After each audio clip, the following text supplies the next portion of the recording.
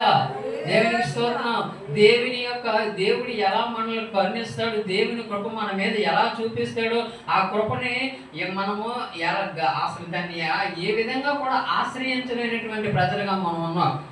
మొన్నట్లుగా నీ అతిక్రమములను నీ పాపములను మొక్కు తొలగినట్లుగా నీ పాపములను తుడిచివేసి ఉన్నాను, నేను నిన్ను విమోచించి ఉన్నాను, నా యొద్దకు నీవు మళ్ళుకో.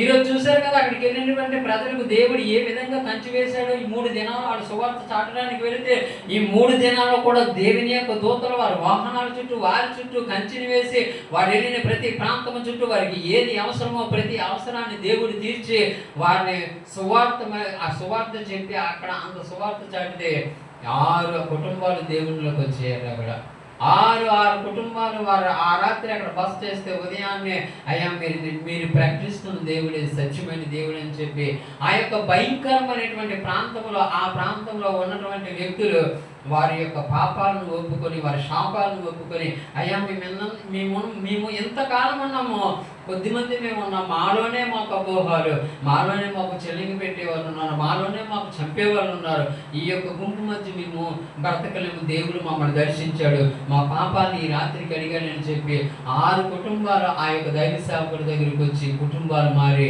దేవుని యొక్క రక్షణలోనికి వచ్చి ఉన్నారు. హల్లెలూయా, హల్లెలూయా.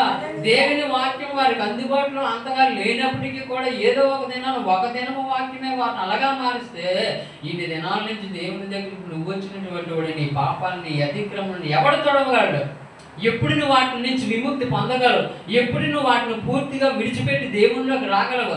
అవి ఏమైనా నేను రాణిస్తాయి అనుకుంటున్నారా? అందుకే అంటాడు సులువుగా చిక్కులు పెట్టే పాపం. సులువుగా చిక్కులు పెట్టే పాపం అంటే చిన్నదనే వదిలేస్తావు.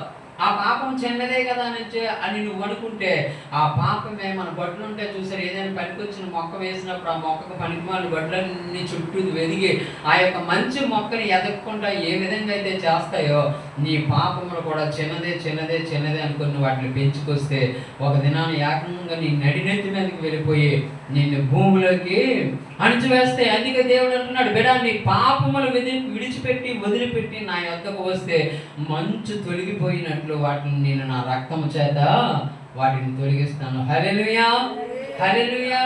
దేవునికి స్తోత్రం.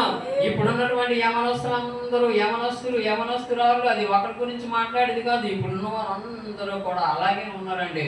అప్పుడు అంటే తల్లినండి, పల్లెటూరులో మా అమ్మ అయితే మా ఊరి నుంచి ఉదయం ఉడుపుకెళ్ళి సాయంత్రం ఉడుపు నుంచి వచ్చి ఒళ్ళంతా పీకేసిన అక్కడి నుంచి 3 కిలోమీటర్లు రాళ్ళ మీద వెళ్ళాలి. అప్పుడు తార్ రోడ్లు అవి లేవు, గతకలు ఉన్నాయి చుట్టూ తోటలు. సాయంత్రం అయితే